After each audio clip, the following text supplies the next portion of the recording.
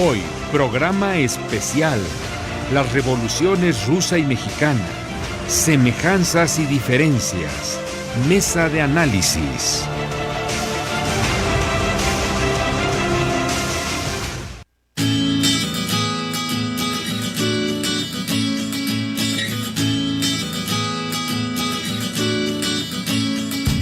Si escucha una opinión, dato o corriente de pensamiento y le genera una reflexión, está usted escuchando Puntos Suspensivos. Puntos Suspensivos.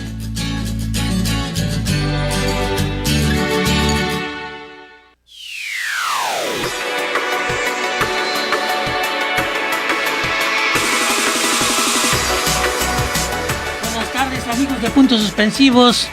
Gusto en saludarles en esta nueva semana que iniciamos con mucho entusiasmo, iniciando sobre todo la semana en que se va a conmemorar nuestra gloriosa Revolución Mexicana. Pues miren, tenemos acompañándonos como siempre a nuestro compañero José Escárcega, ya saben, es uno también de nuestros conductores. José, buenas tardes, gusto en saludarte. Bienvenido, sí, y tenemos también en esta ocasión acompañándonos a una persona que nos va a ayudar mucho a entender dos procesos que, como hemos puesto en el nombre de nuestro programa, van a servir mucho para saber en su momento y también en el futuro qué ha pasado y qué ha venido pasando. Estamos hablando en este caso del doctor Ignacio Sosa, que es doctor en Historia, es maestro y licenciado en estudios latinoamericanos. ¿Cómo ves al doctor José? No, tenemos pues, aquí muy bien, qué bueno que nos acompaña, ¿no? Para esta mesa de análisis y ver dos sucesos contemporáneos, pero muy diferentes, ¿no? Yo de hecho quería plantearles que más bien son dos revoluciones simultáneas, pero con diferentes proyectos, ¿no? Así es. Y hay que caracterizar eso, me parece que es algo muy, muy importante.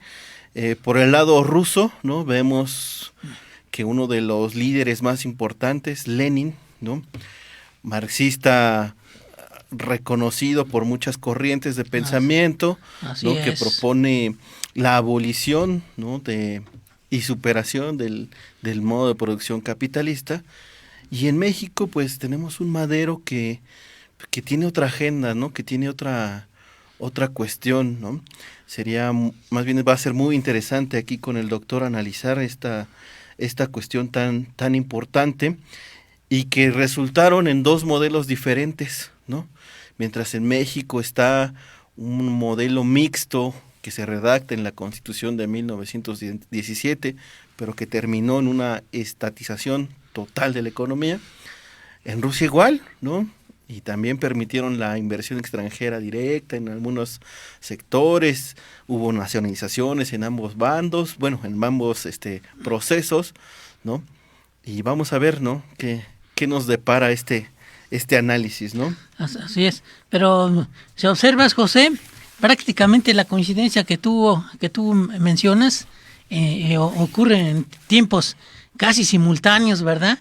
Porque si observas, pues esto sucede en las dos primeras décadas del siglo XX, ¿verdad? La Revolución Mexicana y la Revolución Rusa.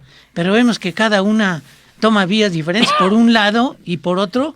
El impacto que tienen ambos procesos en sus respectivos continentes es altamente impactante. Bueno, perdón por impactante, ¿verdad? Pero vamos, por ejemplo, en el caso de Rusia, ¿verdad? Un país tan gigante, el país más grande del mundo, ¿verdad? Pues con aquella revolución que se provoca a partir del año 1905, ¿verdad? Y ya pues lo fuerte que es en 1917. Pero si observas, Rusia está un poco a caballo de Asia y de Europa. Rusia es un continente que abreva de ambos elementos, y entonces parece que este asunto cultural, histórico, hasta demográfico, pues tendrá sus consecuencias que desde luego tiene mucho que analizarse. Pero este impacto fue decisivo en Asia y en Europa, ni se diga, ¿verdad? Tan decisivo fue que varias potencias después pues quisieron liquidar a esa revolución. Y en el caso de México, pues la Revolución Mexicana impactó fuertemente a América Latina y ni se diga a los Estados Unidos. Y también nos pasó igual que la Unión Soviética, ¿verdad? Países extranjeros intervinieron, los gringos hasta con tropas, ¿verdad? Y en Rusia por el estilo, ¿verdad? Sabes, ahí la guerra que se libró, los ingleses, franceses, norteamericanos, todos ahí intentando ahogar a la revolución. Afortunadamente, bueno, en su momento, pues fueron revoluciones triunfantes. Y claro, yo diría que estas revoluciones no tienen necesariamente que analizarse tampoco desde el punto de vista, por ejemplo, de si tuvieron éxito o fracaso. Yo creo que inicialmente tuvieron un gran éxito, ¿verdad? ¿Cómo terminaron? Bueno, esos son otros 20 pesos, pero tampoco uno puede decir que una revolución no sirvió porque 70 años después este asunto terminó muy mal, por ejemplo, en el caso de Rusia. Y por cierto, José, ya con esto termino yo, si vemos la fecha, más o menos 1989, que fue pues probablemente la caída de la Unión Soviética, y por aquí, más o menos 1988-89, fue el inicio del neoliberalismo y se acabó con el nacionalismo revolucionario, que por cierto, otra vez un poco vuelve a renacer, porque la verdad es que hay que reconocer parte de lo que se maneja con el asunto de la 4T, ¿verdad? Tiene mucho de ese nacionalismo revolucionario que se abandonó, y ese nacionalismo que está en la Constitución y que tampoco se siguió, y porque se violó la Constitución, etcétera, etcétera. Entonces, realmente las formas como podemos y debemos analizar la revolución, pues es tiene muchas variables, ¿verdad? Entonces voy a pedirle al doctor, ¿verdad? A ver que nos dé su punto de vista, él cómo analiza el proceso ruso y cómo analiza el proceso mexicano, y ya de ahí derivaremos algunas preguntas. ¿Qué nos puede decir, doctor? Bienvenido otra vez, gracias. Ya es segunda vez que nos acompaña José. Qué bueno, pero ahora sí que un honor que esté aquí el doctor. Muchas gracias por la invitación y por la oportunidad de dialogar con el público que nos ve y nos escucha. Debo señalar que el siglo XX marca un giro en la historia mundial, porque hasta 1905, que inicia precisamente la primera etapa de la Revolución Rusa, en todo el mundo lo que habían ocurrido eran revoluciones de carácter liberal, es decir, fuertemente individualistas y con un pensamiento de carácter ilustrado. Eran revoluciones para los individuos. Y la característica de los tres grandes procesos revolucionarios del siglo XX, que son el ruso, el mexicano y el chino, son revoluciones sociales. El énfasis entre lo individual y lo social es fundamental para que nosotros veamos qué es lo que está en juego. Todo el siglo XIX se pensaba que ya se había llegado al culmen, que ya todas iban a ser revoluciones de carácter individualista, de carácter democrático. Las tres grandes revoluciones del ciclo liberal pues son la Revolución Inglesa de 1688, la Revolución Americana y la Revolución Francesa. Entonces, esto tenemos que tenerlo en cuenta para hacer un análisis comparativo. Estas tres grandes revoluciones generaron potencias como no ha habido en la historia. Dominaron desde 1688 hasta 1945, dominaron el mundo, las dos primeras. Ya después viene otra etapa de la que seguramente vamos a hablar aquí. En cambio, las revoluciones que se dan en este segundo ciclo, las revoluciones sociales, se dan en primer lugar en países atrasados. Rusia, China y México son países arcaicos, feudales. Sí, así Y además dominados por un gobierno de carácter autárquico, despótico, sin ningún control de el ejercicio arbitrario que tenían del poder.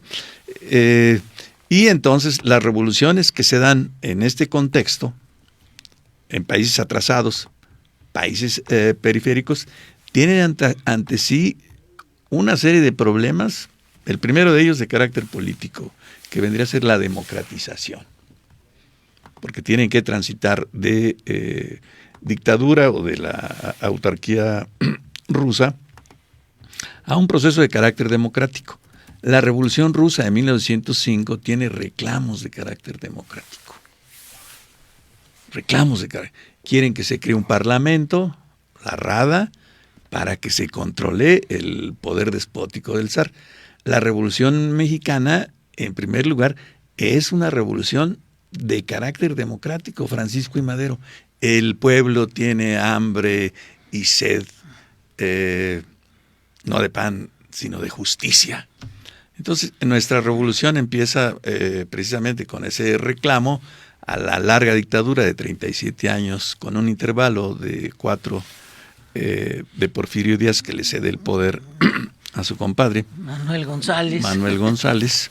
Y esta etapa de democracia es muy breve. Es electo el presidente Madero, es aclamado el presidente Madero por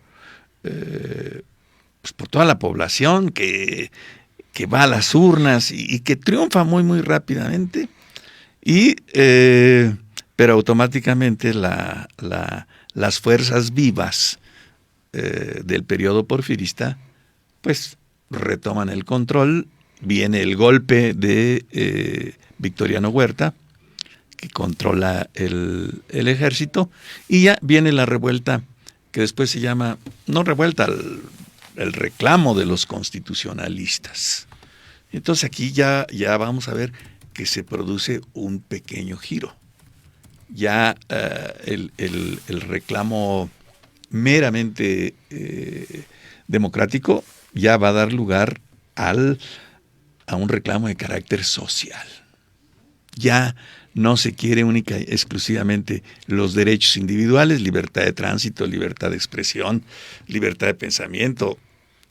Perdón, de la Revolución Francesa. El ideal de la Revolución Francesa. Y no, ahora ya lo que se quiere es justicia social. Por eso la Revolución Mexicana, la Revolución Rusa, la Revolución China. Las 3 revoluciones dan satisfacción a los sectores más deprimidos, más atrasados. Y ahí es donde está la grandeza de nuestro proceso. En la Constitución de 1900, cuando el debate de la Constituyente de 1917, nosotros vamos a ver muy muy claramente los 2 puntos de la revolución. Se respetan todos los principios de carácter liberal, todos. Si se compara punto por punto la Constitución de 1857, la de Juárez y la Reforma, y se compara la de 1917, vamos a ver que son idénticas, excepto en el artículo 3º, artículo 27 y artículo 123 constitucional. Aquí ya nosotros tenemos que ver que el Estado que va a surgir de esta Constitución, pues toma las riendas en primer lugar del proceso político, del proceso económico y de la recuperación de la dignidad. Es un nacionalismo revolucionario. En contraparte, si nosotros analizamos la Revolución Rusa, pues vamos a encontrar exactamente el mismo fenómeno. ¿Sí? Un reclamo de democratización, que es lo que va a dar lugar a los 2 partidos de Rusia, el partido menchevique y el partido bolchevique, con Kerensky a la cabeza el primero, que lo que quiere es una revolución de carácter democrático. Y la primera Duma, evidentemente, está controlada por los demócratas. Y es cuando Lenin dice, no, pues si vamos a ir a este proceso de carácter democrático, la revolución nunca va a llegar. Y entonces Por eso pronuncia su célebre frase, el poder dual y todo el poder a los soviets. Es decir, la Revolución Rusa le da un golpe al proceso de carácter democrático, expulsan a Kerensky y se inicia un proceso totalmente distinto.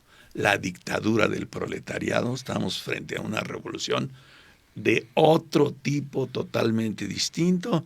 Se prohíbe la oposición y hay un control férreo y evidentemente aquí nosotros ya podríamos empezar a ver cuáles son los dos proyectos y ver cómo se dieron. Pero esto ya no corresponde al momento, ya vienen las interpretaciones de cómo se vio a lo largo del siglo XX estos dos procesos. Lo que sí quiero destacar, poner en un lugar altísimo, que la sociedad internacional, la sociedad mundial, tuvimos un mejor nivel de vida gracias a los procesos revolucionarios. Porque lo que se llama posteriormente el estado de bienestar, es decir, las satisfacciones más urgentes, la seguridad que ofrece el Estado desde el nacimiento a la muerte, no se puede concebir sin la Revolución Rusa y sin la Revolución Mexicana. Eso sí hay que ponerlo y hay que destacarlo, porque hay unas corrientes de opinión que nada más ven, son procesos sangrientos, de procesos dictatoriales. No. Son eso, pero también son procesos que brindaron bienestar en todo el mundo. Dije que son revoluciones de carácter antiliberal. Es decir, ¿por qué? Porque la economía está dirigida por el Estado. ¿Cómo se puede pensar un proceso revolucionario en países atrasados que no tienen industria, que no tienen burguesía, que no han acumulado el suficientemente capital sin el apoyo del Estado? Entonces el Estado es la palanca del desarrollo, es el que va a permitir transitar desde un proceso económicamente muy arcaico de feudalismo a llegar a la industrialización. En un caso forzado, que es la experiencia rusa, Stalin tiene ese nombre. Stalin en ruso significa acero. Por el énfasis, pero por el énfasis en la industrialización. Lenin entiende la revolución que se está llevando a cabo en Rusia precisamente con base en eso, ¿no? Es decir, nosotros tenemos que industrializar el país. Nosotros tenemos que desarrollar en un solo proceso la revolución liberal y la revolución socialista industrial. Es en una sola etapa. Por eso las revoluciones son procesos que queman etapas. Lo que en Inglaterra, en Francia, en Estados Unidos son revoluciones en el que el proceso de carácter industrialización primero se hicieron en países, en esos momentos no había competencia. Los ingleses se convirtieron en la factoría del mundo, la fábrica del mundo. Y esta fábrica del mundo, pues rápidamente se industrializa, vende sus productos industriales a todo el mundo. Los franceses dijeron, no, pues nosotros también tenemos derecho. Y los alemanes. No, pero eso ya es. Entonces, cada proceso de industrialización ha tenido que darse en contra de los países que ya se habían industrializado. Reclamaron su derecho los alemanes, reclamaron su derecho los japoneses y dijeron, queremos un orden distinto. Entonces, vamos a ver a estos países de Asia, China, la gran potencia contemporánea, Rusia, el país euroasiático, y México. No tenemos industria, todo lo tenemos que comprar del extranjero y lo único que nos compra son materias primas. Es decir, somos países agrícolas, sin capital. Entonces, tienen que ser necesariamente economías en las que el Estado sea el protagonista. Y ese Estado protagonista, para ganarse el apoyo de las mayorías, pues precisamente les ofrece lo que el liberalismo les niega: seguridad social, techo, alimentación, educación, garantías sociales. Entonces, es de quitarse el sombrero ante el gran esfuerzo que realizaron y que repercutieron asimismo en el mundo liberal anglosajón. La gran crisis del 29 al 32 del sistema económico mundial dio lugar al surgimiento del estado de bienestar. Dio lugar a algo que no se reconoce a estas tres revoluciones, que señalaron la necesidad de planificar la economía. Hasta antes de la Revolución Rusa, de la Revolución China y de la Revolución Mexicana, decir planificación era convocar al diablo. Y a partir de este... Y hasta la fecha, por cierto, para los conservadores, sigue siendo... Por eso decía yo que vamos a ver las interpretaciones como parte del proceso revolucionario, porque transformaron el mundo. No solo transformaron a esos solos países, transformaron el mundo. Es decir, es un impacto de carácter mundial, nada más que el eurocentrismo lo niega. Claro. No, es decir, aquí tenemos nosotros que tener una lectura distinta y decir, oigan, no lo veamos nada más desde la perspectiva eurocéntrica, desde los europeos y de los estadounidenses. No, el mundo es algo mucho más complejo y se van retroalimentando. Es decir, una competencia de carácter feroz. Rusia se industrializó en este esfuerzo. China se industrializó. Y México ahí sí cojeó un poco, no alcanzó a dar ese paso. Sí, bueno, que vamos a leer un poquito los comentarios que ya nos están haciendo. Qué bueno. Javier Muñoz, saludos desde Querétaro. Joel saludos. Meneses Tlapal, saludos desde Baltimore, Maryland. Saludos, excelente. Joel. Adelante con tus comentarios. Y estamos viendo que Kenia Escárcega nos está viendo. Saludos. Y Gwen Alfaro, saludos. Miren, a mí me parece muy pertinente su intervención, doctor, y quería comentar algo. Es algo muy importante que precisemos, ¿no?, algunas cuestiones, como la situación en la que vivíamos en México, por ejemplo, ¿no? Estamos viviendo un sistema de haciendas, donde las haciendas no son las grandes empresas, pero manufacturan muchos de estos productos, ¿no? Incluso hubo haciendas que llegaron a emitir su propia moneda.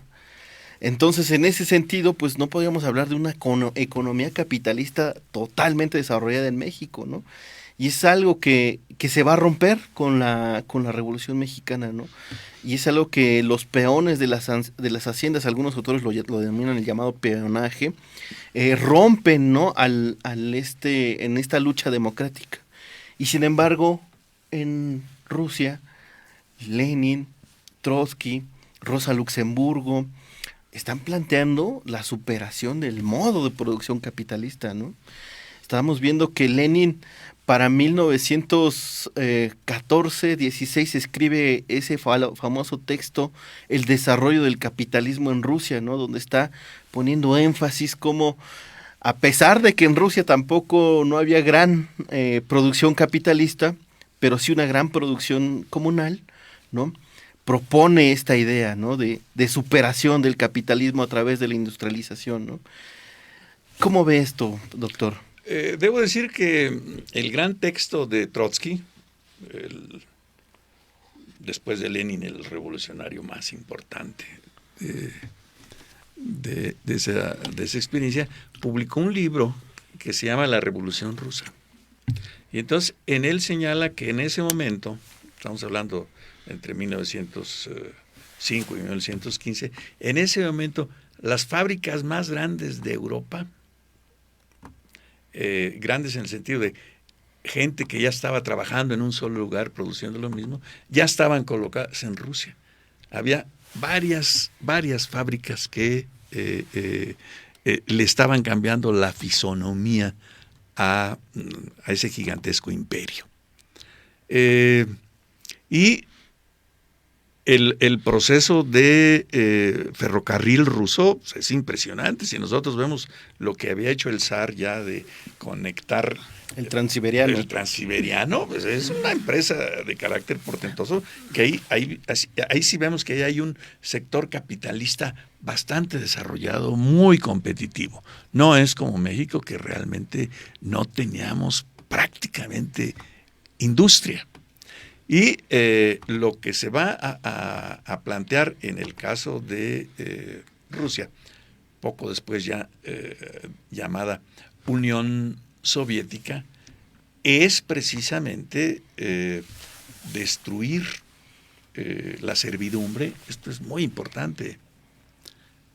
Rusia tiene siervos, claro, en condiciones feudales, y México tiene siervos. Es decir, aquí no tenemos ciudadanos, no tenemos hombres libres. La economía de la hacienda, que es la unidad de producción por excelencia, tiene un sistema de producción francamente capitalista, producción intensivo y pero con mano de obra que no es libre. Entonces son peones acasillados. Ahí no existe la libertad. En el caso de la experiencia rusa, existe un proletariado que es el que dirige el proceso. En el caso de México, no tenemos ese proletariado. Es inexistente. Por eso el énfasis que las distingue es la cuestión agraria.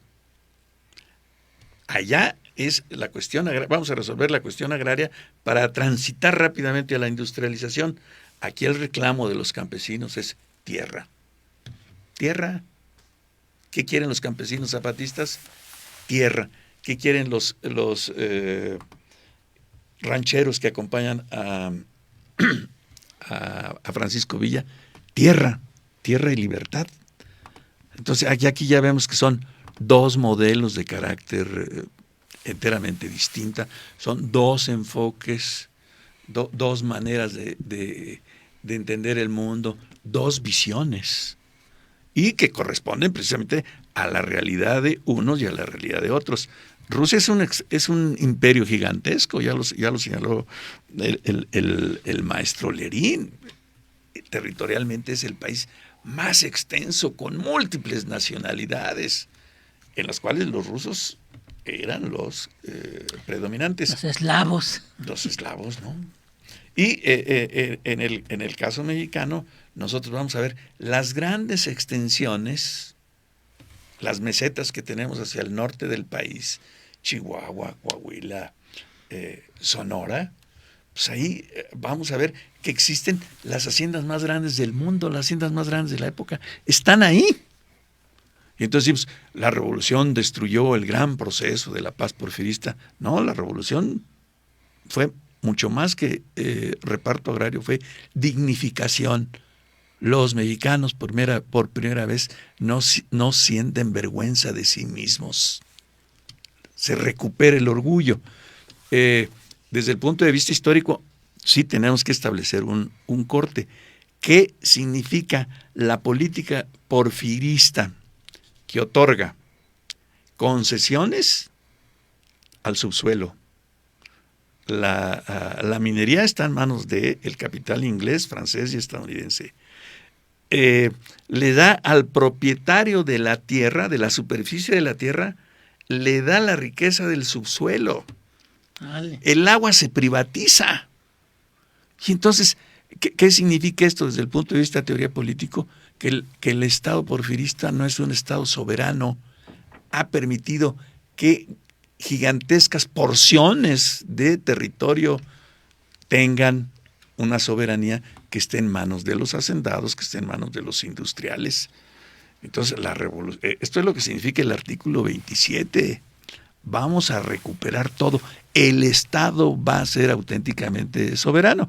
Es un hecho muy conocido que seguramente nuestros escuchas observan, que cuando el general Lázaro Cárdenas, ya fíjense cuando estamos hablando, muchos años después, cuando lo mandan precisamente a la Huasteca como jefe militar y que quiere entrar a las explotaciones petroleras, no le dan permiso. Tienen su propio ejército. Y entonces eso no es soberanía, entendámoslo. El gran éxito es de que vamos a recuperar todo y vamos a imponer una sola autoridad, que es la del Estado. Nunca se había logrado, porque hasta 1857 las soberanías pues eran corporativas, era la iglesia y por el otro lado el ejército. Entonces, luego se cede más, se ceden más a través de las concesiones con este reparto que prácticamente regala la tierra con las compañías de apego y deslinde. Entonces, un pequeñísimo grupo era el dueño del país, un pequeño grupo, y la inmensa mayoría no tenía nada. Entonces, aquí se pone mucho énfasis en la justicia social. Atención, la justicia social quiere decir satisfacción inmediata a las necesidades. La Revolución Rusa dijo, la industrialización requiere capital, y entonces vamos precisamente a seguir sacrificando a la población. Este punto es fundamental. Por eso el modelo ruso es de hiperexplotación del obrero, y la Revolución Mexicana, a través del artículo 123, lo que dio fue un mejor nivel de vida. Entonces son proyectos distintos, pues para que nosotros podamos ver por qué los desarrollos son tan diferentes. El lema de la ahora Universidad de Chapingo va a mostrar, el lema que todavía hoy día tiene la Universidad de Chapingo es explotar a la naturaleza, no al hombre. Y la Revolución Rusa es explotar al hombre para industrializar al país. Son dos visiones totalmente distintas. Por eso cuando se discuten los modelos revolucionarios, automáticamente el modelo ruso es el que más sacrificó a la población. Entre 1923 y 1924 murieron millones de hombres de hambre. Hubo hambruna en China. En China hubo hambruna. En el caso de mexicano, póngale todos los peros que quieran, no tuvimos ese problema. Ya depende de cada quien. Aquí los escuchas, los televidentes, pues tendrán que tomar una postura y decir, yo en ese supuesto esto hubiera hecho. Pero en el caso de la Revolución Mexicana, precisamente todo el apoyo que brindaron a las Fuerzas Armadas, a los distintos grupos, pues tiene que ver con eso, una satisfacción más o menos rápida, más o menos inmediata, y la gente estuvo contenta. John Womack, en su bellísimo libro sobre Zapata, seguramente ustedes lo recordarán, los compañeros que nos están viendo, que nos están escuchando lo recordarán, termina cuando un niño está tras la reja que divide la carretera federal, y entonces está viendo el valle industrial del Cibac, el valle industrial de Cuernavaca. Y el niño está, Womack está diciendo, bueno, los campesinos tuvieron tierra, se les repartió, cultivaron maicito, cultivaron frijolito, y vivieron felices. Pero sus nietos ahora están pidiendo trabajo a las compañías japonesas. La historia es fundamentalmente un dilema moral. Y entonces, ¿por qué hemos de sacrificar a la generación actual para que dentro de 5 generaciones, la 6ª generación, ya sea una de mexicanos ricos, opulentos? Pero mientras ya ya sacrificamos a varias. Es una perspectiva interesante. Realmente todo lo que dice el doctor José, ¿verdad? La verdad es que es una cosa que sí es sorprendente. Oiga, doctor, pero, por ejemplo, si observamos, a pesar de que la Revolución Mexicana y Rusa coinciden más o menos en las épocas, como ya dijimos, lo curioso es que la Revolución Rusa, ¿verdad?, toma una vía que, digamos, con todos sus asegúnes, una vía hacia el socialismo. Y sin embargo, algunos autores marxistas sostienen que la vía elegida por los mexicanos pues es una vía evidentemente capitalista, que se puede considerar como un, ¿qué se puede decir? Como una revolución dentro de la revolución, si lo exageramos, de un proceso que ya venía siendo, digamos, que venía siendo un ascenso del capitalismo, ¿sí? Y que la propia Revolución Mexicana fue pues un empuje más, porque por ejemplo, si comparamos, claro, evidentemente Lenin tenía su concepción sobre lo que creía que se debía hacer en Rusia, pero Madero era un hombre que venía del norte, era un hombre rico, y evidentemente, incluso había estudiado en Estados Unidos, así que él había visto ahí el desarrollo industrial, había visto el capitalismo un poco, pues en todas sus formas, en toda su extensión. Y finalmente, esta es un poco la vía que se eligió. Claro, yo no digo, por ejemplo, que no hubiera gente que empezara en términos de socialismo. Pues los hermanos Flores Magón así lo plantearon, ¿verdad? Pero evidentemente que no fue, digamos, no fue esta la beta política que ganó, ¿verdad? Es decir, no fue una revolución proletaria, ¿verdad? Porque además... Pues... es una muy buena pregunta que requiere que pues la analicemos. La dirigencia de la Revolución Rusa está hecha por revolucionarios profesionales.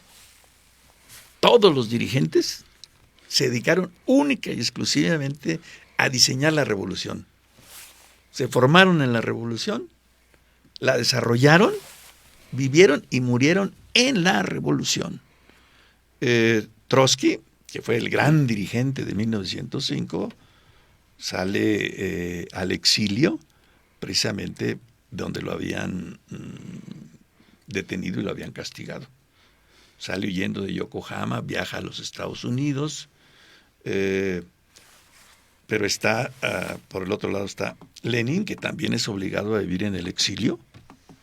Entonces, esos hombres pertenecen a la Segunda Internacional. Leen muy bien cuando le preguntan le preguntan a Lenin en qué idioma se habla. Dice, bueno, hablo ruso, hablo inglés, hablo francés, hablo alemán. Trotsky hablaba todos esos idiomas. Es decir, era gente cosmopolita. Viajan, bueno, más Lenin, viajan por todo el mundo, lo conocen, son traductores de Marx. De Marx, la obra que enorgullece a los rusos, el gran traductor Plejanov, están ellos en la vanguardia y están en la vanguardia de Europa y del corazón industrial. Ellos pueden constatar en carne propia lo que es la organización de la clase obrera. Véanse nuestros intelectuales, para que se vea que la tradición tiene su peso específico. Don Francisco Indalecio Madero, pues hijo del gran terrateniente de Parras, Coahuila. Todavía por ahí hay un licor que se llama Casa Madero. A lo mejor ustedes alguna vez han brindado. No, sí lo hemos probado. Estudia en los Estados Unidos. Tiene una gran admiración por los Estados Unidos. Y cuando empieza precisamente a ver el trato discriminatorio que les ofrece Porfirio Díaz a los grandes empresarios mexicanos, Porfirio Díaz dice, ningún mexicano va a participar en la industria minera. Eso está reservado al capital extranjero. Entonces, ese reclamo se lo hace Francisco I. Madero en precisamente el gran libro, el libro emblemático que es La sucesión presidencial. Entonces, son los propios empresarios los que ya no están a disgusto. ¿Por qué? Porque ya Porfirio Díaz les limitó su crecimiento. Si queremos competir, no compitan. Eso no. Las relaciones de producción contra las fuerzas productivas. Sí. Sí, ¿no? Para todos aquellos que todavía propagan, ¿no? Que Porfirio Díaz, ¿no? Su único pecado fue envejecer, ¿no? Y uno revisa ahorita estas cosas y dices, oye, Porfirio Díaz tuvo una serie de errores garrafales, ¿no? Que entre ellos está la represión a muchos movimientos sindicales, ferrocarrileros, mineros, Campesinos, indígenas, indígenas del norte. Ese tipo de modernización es privatización aliada con el capital extranjero. Fue muy exitosa. Hizo gente muy bien. El hombre más rico del momento, el Slim de la época, es un mexicano. Chihuahuense. Terrazas, ¿no? Sí. Tienen haciendas, tienen bancos, tienen comercio, lo tienen todo. Es el sueño del gran empresario. El Estado al servicio de este tipo de desarrollo. Hubo grandes. Nomás hay que ver las haciendas, hay que ir a los cascos. Y todo era maravilloso. Todavía puede uno ir a la ruta de Tlaxcala y entrar a los cascos. Y es una maravilla, pero una maravilla. Ay, qué bien vivían. En primer lugar, ausentistas. No estaban en México. México no era su país. Hablaban en francés, vivían en Francia, tomaban coñac. Entonces, ¿dónde está allí el mexicano? ¿Y cómo eran las casas? Les pido que hagamos un viaje imaginario. Las casas de la colonia Juárez, las que están aledañas al Paseo de la Reforma, pues venían arquitectos franceses.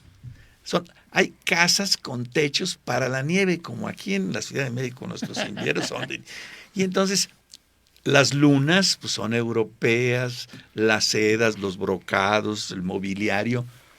¿Y dónde está la industria nacional? No hay tal. No. Entonces México estaba condenado a ser un país agrícola. Nos estaba vedada la industria. Eso es falta de soberanía. Entonces, la experiencia de los revolucionarios rusos es... Dicen, no, es que el mercado también tiene su importancia, ya ha tenido su importancia, y no debemos pensar que el marxismo se la sabe de todas, es decir, borramos el mercado, por ejemplo, ¿no? Quizás no se ha llegado a un punto de equilibrio de saber, bueno, qué tanto mercado y qué tanto Estado, ¿verdad? Porque evidentemente todo este es un asunto que atraviesa pues una discusión en la Revolución Mexicana, en los históricos de la Revolución Mexicana, en la Constitución, y que nos llega hasta la fecha, ¿verdad? Porque se critican, desde luego ahora que estamos en la 4T, ¿verdad? Por muchos excesos del mercado. Pero entonces aquí viene el asunto, bueno, ¿qué tanto mercado y qué tanto Estado? Y es verdad que el Estado debe desaparecer. ¿Cómo ve? No, ese es un falso debate. ¿Debate? Es un problema mal planteado. Traté yo de contestar la pregunta sobre cuál era la importancia de la formación de los dirigentes de la revolución.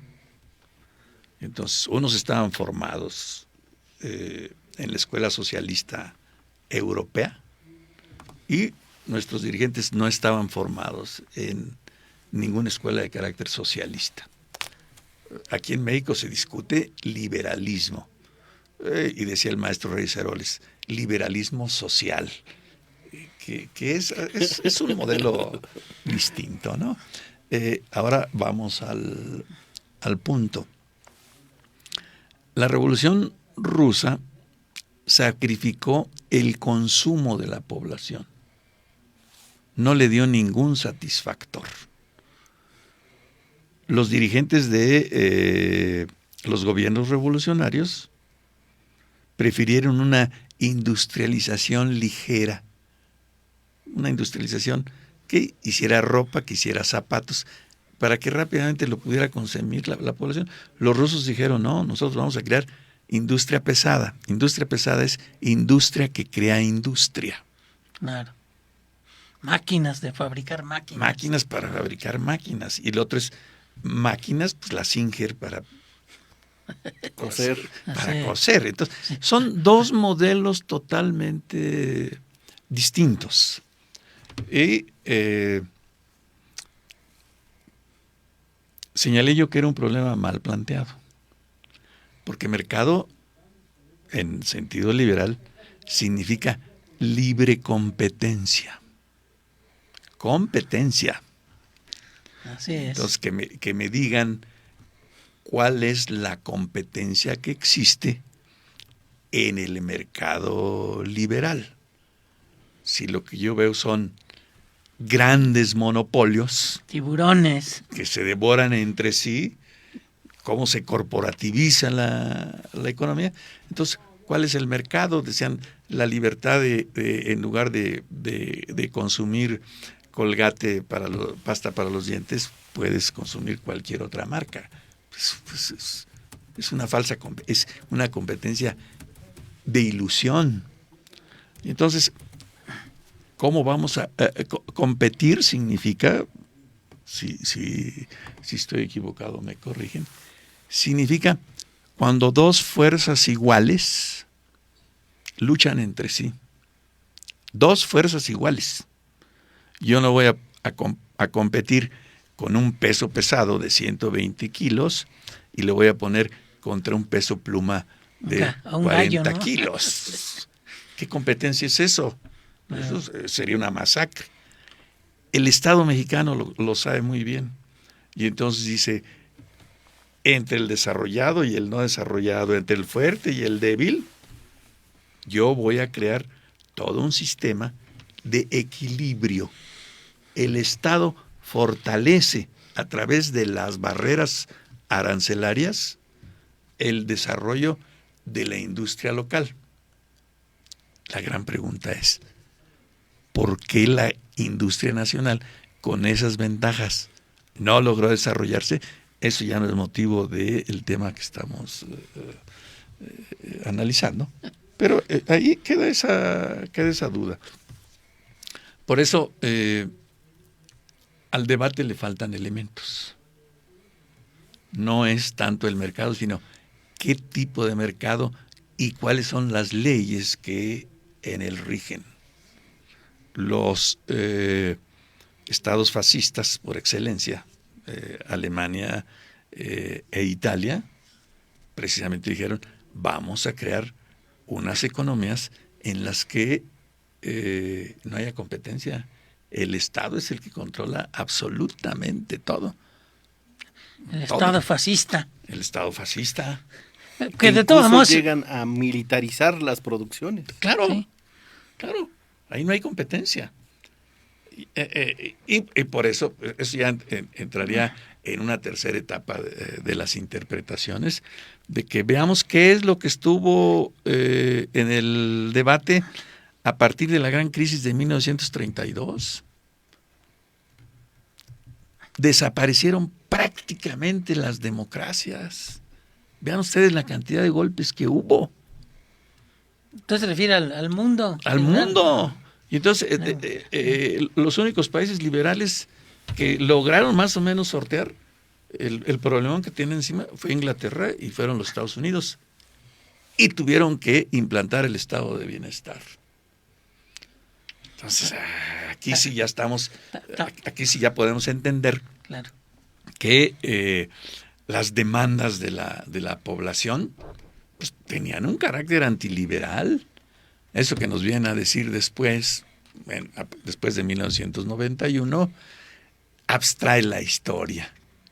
Pero que si nosotros vamos viendo el desarrollo de las dos revoluciones en el contexto internacional, vamos a ver que el liberalismo de la época generó problemas, ninguna solución.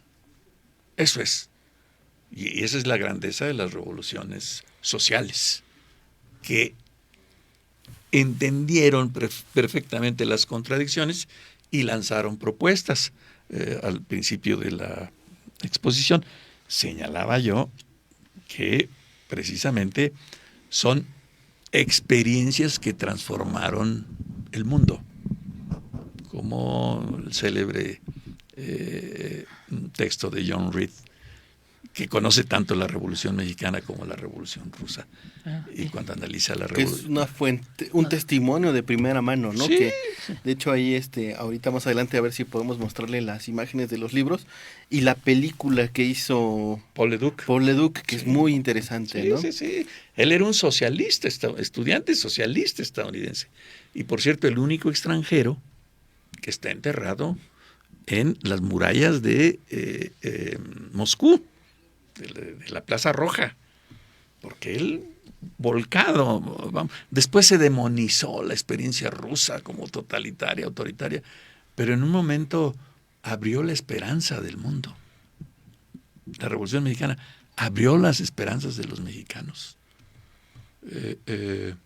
Todo lo demás es ideología, es lucha, es embarrar procesos que nosotros debemos entender para el día de hoy, tomar la postura que le conviene y que estamos en el proceso de transformación del país.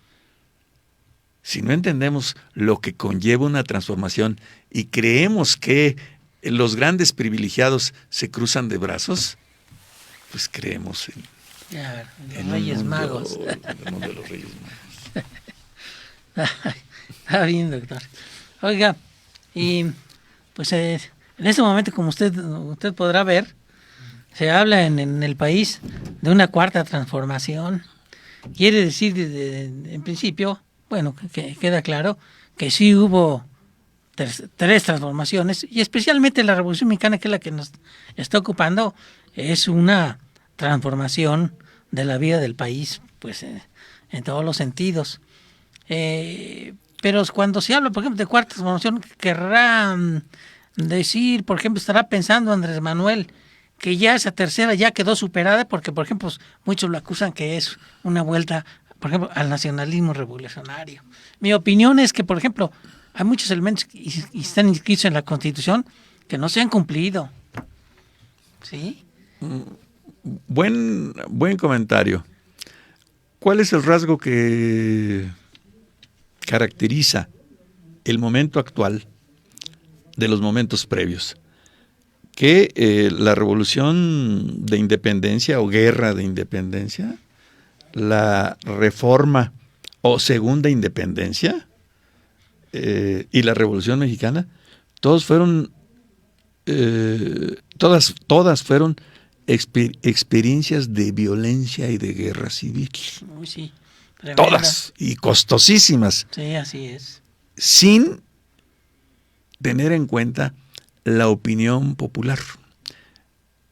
En cambio, la cuarta transformación es la primera experiencia democrática que se está haciendo de acuerdo a las reglas de un Estado democrático, con el imperio de la ley, con el imperio del Estado de Derecho. ¿Eso qué significa? Que cada uno de nosotros tiene que participar, que estamos obligados a participar, teniendo en cuenta los grandes obstáculos que plantea la oposición. ¿Qué es lo que señala? Las críticas que se emitieron es que la sociedad mexicana es antidemocrática. Siempre hemos bebido del autoritarismo. Es conservadora. Es conservadora. Y entonces dice uno, bueno, yo creo que somos muy afortunados porque somos testigos de algo inédito en la historia, que un sector importantísimo, mayoritario de la población, dijo, quiero un cambio, y quiero un cambio democrático. Entonces, el cambio democrático quiere decir que todos opinamos, que todos participamos, y lo más importante, todos nos responsabilizamos. No es así de que la dirigencia dice y allá voy, no. este proceso, estos mecanismos que se ponen en juego de consulta, pues significa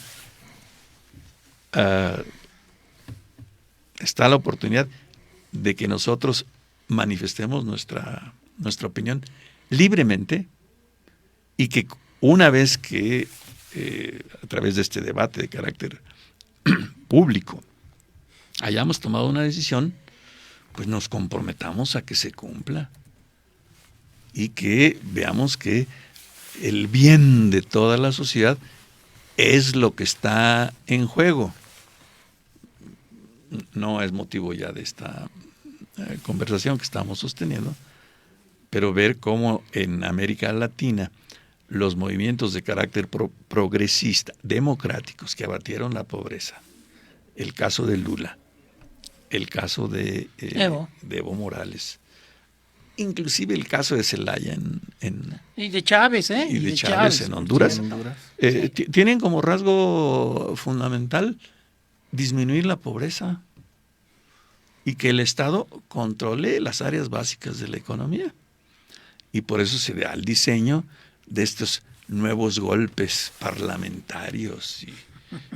Golpes blandos. Entonces, sí, la opinión pública tiene que estar muy bien enterada de que le corresponde a cada uno de nuestros radioescuchas, TV videntes, sí. Tienen que tener en cuenta que su definición y su postura juega un papel muy, muy importante. No es decir, que otros hagan, claro, sino yo estoy haciendo, yo me estoy comprometiendo. Bueno, no es demagógica la posición que estoy definiendo, pero sí es una transformación interna. Nos estamos transformando a nosotros mismos. Estamos descubriendo la democracia y lo difícil que es. Nadie dijo que fuera fácil el cambio. Sí. En ese sentido, entonces apenas estamos empezando, ¿no? Así Porque, es. bueno, yo he acuñado una frase, ¿no? Sacamos al PRI y al PAN del Ejecutivo. Hay que dar una barridita a todo el prianismo, ¿no? Sí, y lo más importante es hay que barrer las rémoras que tenemos en los prejuicios, que es en donde nos exploran y nos jalonean. Tenemos que tratar a los otros porque son personas dignas, porque son personas iguales a nosotros. Esa es la democracia. Que tengan las mismas oportunidades que nosotros. Y que no veamos que el Estado me tiene que dar. El Estado no tiene que darle nada a nadie, porque es un proyecto de carácter común. Más bien el Estado generalmente te quita, ¿no? Te quita, No, el Estado democrático es de colaboración, de asociación. Claro. Sí. Oiga, doctor, y coincide, por ejemplo, he escuchado algunos autores, leído algunos autores marxistas que dicen que, por ejemplo, el concepto de democracia, el término de democracia, fue una categoría política que, digamos, por ejemplo, que la izquierda, como que la izquierda, pues, que la veía menos. Oíamos decir que incluso esa es una revolución democrático-burguesa, o sea, como despreciándola, pero que dejamos que la categoría democracia fuera, ¿qué se puede decir?, expropiada, utilizada más bien por los gobiernos occidentales, por los gobiernos capitalistas, en su beneficio, porque hoy se habla de Estados Unidos, un país democrático, Alemania, Inglaterra, países democráticos, y los países socialistas, no, esos no son democráticos. ¿Nos expropiaron la palabra democracia? Bueno, hubo un gran debate extraordinario en México. En la historia tenemos grandes documentos. Una crítica que se le hizo a la Revolución Mexicana es que era una revolución interrumpida, porque su destino final debió haber sido el socialismo. A la Gili. No él en lo personal, pero él fue el que la acuñó, es eterna. La acuñó. Por otro lado, la tesis contraria de la derecha es que fue una revolución interrumpida porque debió haber sido librecambista a la Knight y todos sus corifeos. Entonces, a la pobre revolución la jalonearon por un lado y por el otro, y cada quien quiso hacer de ella algo lo más cercano a sus intereses. No es así. Las revoluciones son procesos extraordinariamente complejos, y ya desde el siglo pasado y desde el siglo antepasado, el gran debate nacional es cómo vamos a alcanzar el ideal de carácter democrático, que en última instancia lo único que significa es el máximo de igualdad. Y ahora la igualdad parece un término que hasta el nombre cambió. Ahora se habla de asimetrías sociales. Entonces, tenemos que, repito, insistir mucho en la responsabilidad de todos aquellos que apoyan un movimiento de transformación de carácter pacífico, democrático, igualitario. Bueno, miren, tenemos todavía más comentarios de aquí de nuestros fans, nuestros escuchas. Qué bueno. Fernando Rueda Nieto dice: Porfirio Díaz le da a Manuel González el nombre de presidente, pero no el poder. Eli Sánchez nos manda saludos a la mesa. Y Fernando Rueda nuevamente dice: la revolución en México pulveriza las grandes unidades agrícolas, la rusa no, las mantiene como cooperativas y eso le permite la industrialización. ¿Cómo la ve? Eso es cierto. La gran crítica que se le hizo a la expropiación agraria fue que había atomizado la hacienda, que es la unidad productiva de explotación.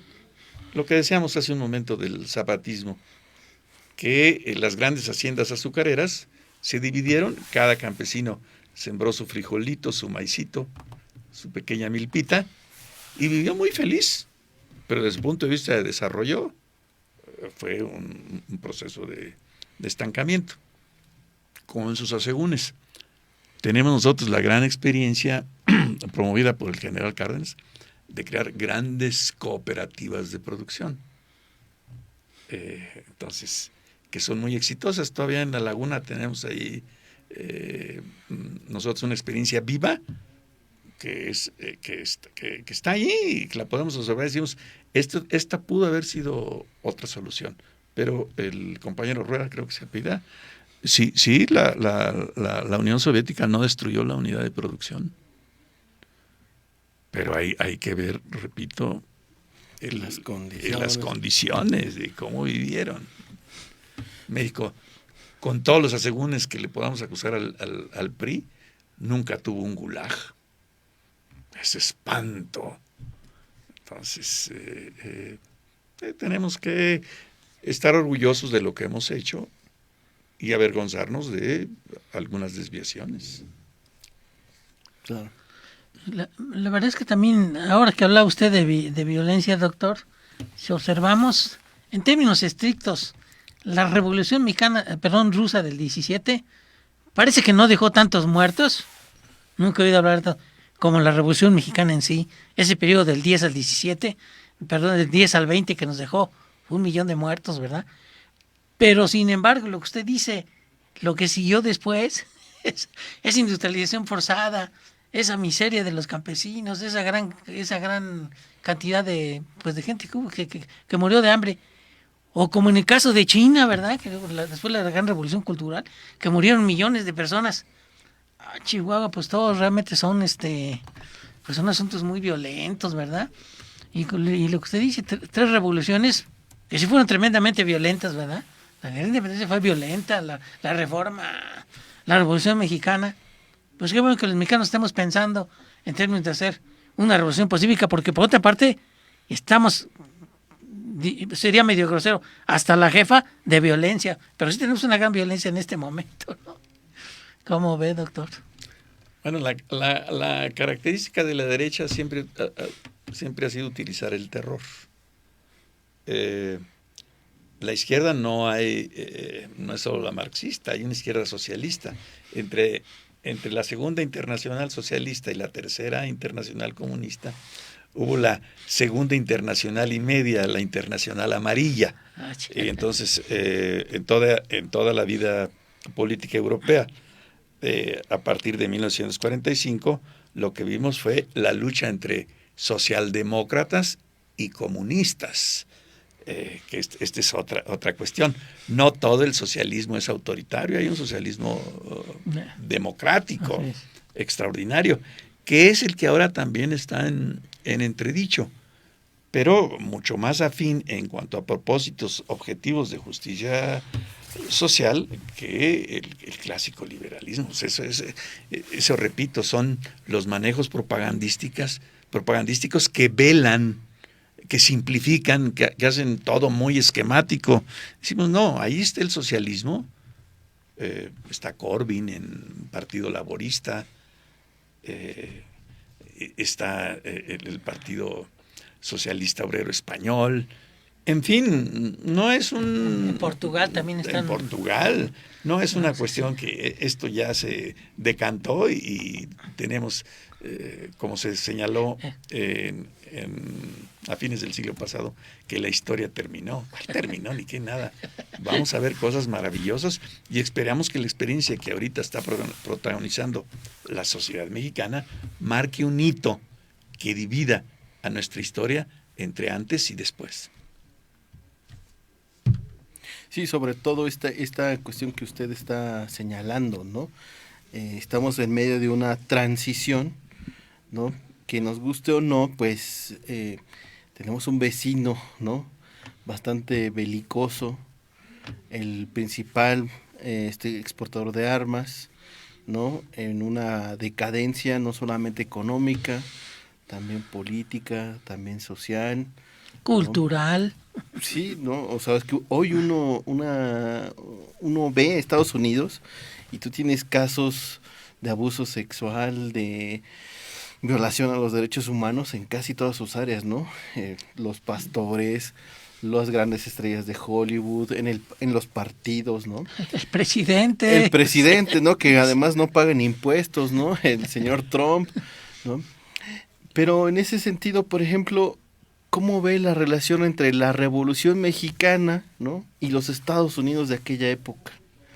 ¿No? Son muchas preguntas las que haces. En primer lugar, no estamos viendo una transición, estamos viendo una transformación, que es un cambio total. Transitar quiere decir ir de un lugar a otro. Bueno, yo me refería en el sentido de transición de un modelo general. O sea, el mundo sí está abandonando el neoliberalismo, ¿no? Pero no lo puede hacer de un sopetón. Bueno, pero el mundo, nosotros estamos viendo una transformación de nuestra sociedad, que es muy importante. Miren, una cosa es ir a dialogar con los Estados Unidos. Estamos en presencia de Héctor, que es un notable diplomático. Una cosa es ir a negociar con los Estados Unidos y decir, yo formo parte de un gobierno que no fue electo democráticamente, a llegar con el rostro limpio, capaz de sostener la mirada y decirle, yo represento un proceso de carácter democrático, a mí me legitima el pueblo de México. La soberanía la he obtenido a través del voto. Los Estados Unidos tienen que reconocer eso. Reconoce a Noruega, reconoce a Suecia, reconoce a Finlandia. ¿Por qué? Porque son gobiernos de carácter democrático. Tenemos que valorar lo que hemos hecho a través del voto de 2018. Que podemos plantarnos ante cualquier organismo internacional y decir, la democracia mexicana que está viva y está actuando. No es cuestión de análisis de poder. Estados Unidos es mucho más poderoso. 20 veces más poderoso. Pero en cuanto a dignidad, tenemos mayor legitimidad en este momento democrática que nunca. Entonces, eso nosotros tenemos que preservarlo, protegerlo, porque es la mejor carta de negociación. No se hizo nada en lo oscurito, fue claro, y todo lo que se está haciendo es conforme a lo que señala la Constitución. No queremos, como las revoluciones, quemar etapas, seguir atajos. Tenemos que ir, y si alguien se ampara, pues tenemos que esperar a que el juez determine.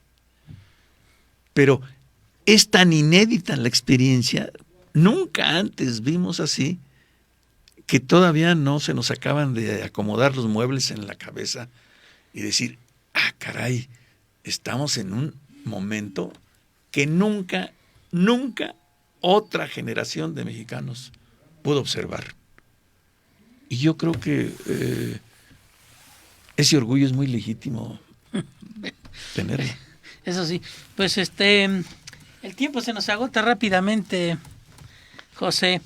Yo quisiera hacerle ya nada más una última pregunta al doctor, excepto que tú tengas alguna cosa que preguntarle. No, pero yo le preguntaría al doctor su opinión, aunque bueno, en principio le invitaría para que viniera otro programa, porque pues coincidirás conmigo que lo que nos expone aquí el doctor pues es de mucho peso, de mucha consideración y de mucha aclaración. ¿Cómo ve usted, doctor, que también es un experto en temas y asuntos latinoamericanos, la posición de México con respecto a esta visita, bueno, no visita, sino a esta cuestión que le hemos dado a Evo Morales, ¿verdad? Que lo hemos recibido ahora, que lo hemos pues de algún modo apoyado, ¿verdad? Porque pues estaba en peligro de muerte, como él dice, ¿verdad? Le hemos dado refugio.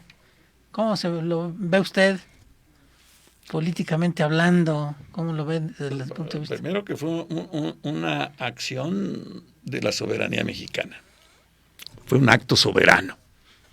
Es decir, no le pedimos permiso. Los periodistas le va a molestar a los Estados Unidos, dando a entender que se le debió haber consultado antes a ese gobierno. No, es una acción soberana. Y en segundo lugar, es una acción de acuerdo al derecho internacional. México está obligado, igual que todos los firmantes, igual que todos. Unos no lo ejercen y México sí lo ejerció. Entonces, desde el punto de vista legal, estamos legitimados. Y sobre todo, desde el punto de vista moral. ¿Qué ejemplo? Solo lo puede hacer un gobierno con autoridad. Como usted dice, con legitimidad. Con legitimidad. Y entonces, qué bofetada para la comunidad europea, qué bofetada para los Estados Unidos, que ahorita están comiendo camote para explicar que no fue un golpe de Estado lo que fue un golpe de Estado. Es así como que si nosotros tuviésemos respeto a nosotros mismos, nos estaríamos aplaudiendo. Claro. Eso sería mi respuesta. Doctor, pues le agradezco mucho su presencia. Realmente, yo con mucho gusto estaría aquí mucho más tiempo. Se nos ha ido el tiempo, el espacio muy rápido, ¿verdad? Y con gusto estaríamos aquí con usted en otra ocasión si nos acepta. Y bueno, ahora le entrego y enseguida lo firman los compañeros, pero aquí para que lo vean, un reconocimiento, a ver si se puede ver en pantalla, no sé si los compañeros nos lo puedan poner. Le entregamos al doctor un reconocimiento que dice así: puntos suspensivos comunicación otorga el presente reconocimiento al doctor Ignacio Sosa por su participación en el programa Mesa de Análisis con el tema Las revoluciones mexicanas y rusa, semejanzas y diferencias. Tlalpan, Ciudad de México, a 18 de noviembre de 2019. No estoy viendo a ver si se puede alcanzar a ver ahí. Perfecto. perfecto que le estamos entregando. Ahora se lo firmamos, doctor, porque lo acabamos de traer de la imprenta.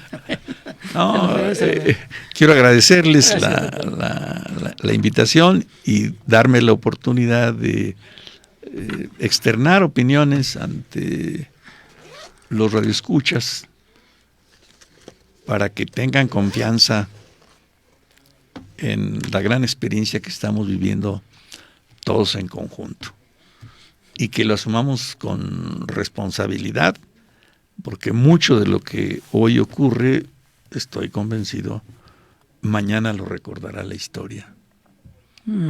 Y tenemos que ver a la historia en perspectiva, como un gran hito que los hijos y los nietos de los votantes de hoy puedan decir: yo participé, yo estuve ahí, yo ayudé a transformar al México que queremos. Chihuahua. Pues excelente, ¿no, doctor? Y bueno, ya nada más una breve recomendación a nuestros queridos radioescuchas, a nuestros televidentes. Bueno, si ustedes quieren hablar un poquito más o profundizar un poco más los temas que hemos tratado aquí, yo seleccioné algunos textos que me parecen muy importantes para empezar a entender o profundizar, mejor dicho, esta cuestión de la Revolución Rusa y la Revolución Mexicana. Uno de los textos más desconocidos del propio Marx sobre Rusia es un texto que publica la editorial Cuadernos de Pasado y Presente, que se llaman El porvenir de la Comuna Rural Rusa, que es prácticamente el borrador de una carta que los populistas rusos le escriben a Marx preguntándole sobre si lo que estaba redactado en el Capital pues realmente aplicaba para Rusia, ¿no? Entonces Marx, como un tipo serio, se toma su tiempo para responder esta carta de Vera Zasulich y tarda en contestarle. Bueno, ya de hecho publica la carta hasta ya entrado a los 1920 y tantos, ¿no? Y bueno, Marx ahí expresa que las condiciones en la sociedad rusa pues daban como para dar un salto, ¿no? Y no pasar por el trago amargo del capitalismo, ¿no? Porque Rusia lo que tenía era una propiedad comunal en donde se podía hacer otro proceso de desarrollo de un modo de producción distinto, ¿no? Ese sería como para eliminar sobre todo esta, si me lo permiten, ¿no? Concepción mecanicista que se le achaca tanto a Marx, ¿no? De que hay una serie de sucesiones de modos de producción y que primero es el esclavismo, después el feudalismo, el capitalismo, y una vez que el capitalismo termine de desarrollarse, vamos a llegar al socialismo, ¿no? Y al comunismo, ¿no? El segundo texto, que me parece que es muy, muy relevante y que es una fuente y testimonio de primera mano, es el texto que publica John Reed, que se llama México Insurgente, que es un texto en el que él va cabalgando prácticamente con Francisco Villa y está viendo de cerca el proceso revolucionario, ¿no? Entonces es un texto bastante importante, no solamente para Reed, sino también para nosotros, porque nos describe, a su vez que nos describe un proceso revolucionario, nos describe un Pancho Villa personal, ¿no? Y después yo les sugeriría, si ustedes quieren estudiar un poquito más sobre la Revolución Rusa, este texto igual de John Reed, ¿no? Que sería una fuente de interlocución para entender las dos revoluciones, el texto de 10 días que sacudieron al mundo, ¿no? Que es un texto en el que es muy interesante porque Lenin también estaba interesado en el proceso de revolucionario mexicano. Incluso hay borradores y hay otros textos que hablan sobre estas conversaciones que hay entre John Reed y Lenin, ¿no? Incluso por ahí Paco Ignacio Taibo en algunas entrevistas ha revelado cómo John Reed en su diario, ¿no?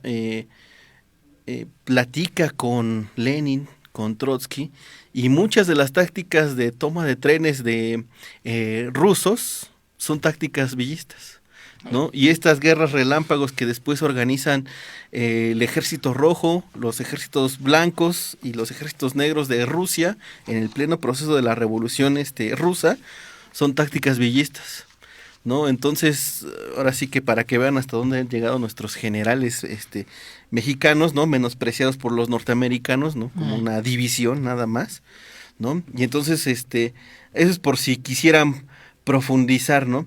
Y además a mí me parece que también había que profundizar en la vida de John Reed, ¿no? Por esta interlocución que tiene de ver dos procesos revolucionarios, ahora sí que en vivo, ¿no? Es una película de Paul Leduc, ¿no? Donde habla sobre la vida de John Reed, ¿no? Entonces es algo muy, muy... ¿Y cómo se llama José? La película se llama, déjenme aquí, México Insurgente, así es, sí, es de Paul Leduc, sí, igual que el libro, pero esta habla sobre la vida de John Reed, ¿no? Y ya posteriormente, si ustedes quieren hacer una comparación, ¿no? Sobre qué pasó en el proceso revolucionario, una visión un poco más crítica, hay un texto que para mí es obligado a leer, aunque lo hace un abogado, a veces historiador y un poco liberal, es la versión que tiene Agustín Cueca Novas sobre historia mexicana, ¿no? En el tomo 2 habla sobre la Revolución Mexicana y me parece que es muy didáctico, ¿no? Nos ayuda como a entender el proceso, aunque a alguien si ya quiere profundizar, pues hay otros textos más especializados. Y otra que me pareció también muy importante es la crítica que hace Rosa Luxemburgo a la Revolución Rusa, ¿no? Un texto que se llama La Revolución Rusa, una revisión crítica, ¿no? Que incluso tiene ahí el prólogo de otro gran marxista que es George Lukács, ¿no? Sobre el proceso revolucionario ruso, ¿no? Entonces ahí para la gente que quisiera adentrarse un poquito más, ¿no? Y ver esta comparación entre dos grandes procesos contemporáneos, simultáneos, pero con proyectos diferentes, pues les sugerimos, ¿no? Que le entren por ahí, ¿no? Está bien, pues gracias amigos, les agradecemos que estén con nosotros, que nos hayan venido siguiendo como todos los lunes y esperamos aquí vernos la próxima semana. Gracias, doctor Sosa. Gracias, José. Saludos, amigos. Saludos, muchas gracias. Por todo. Buenas tardes.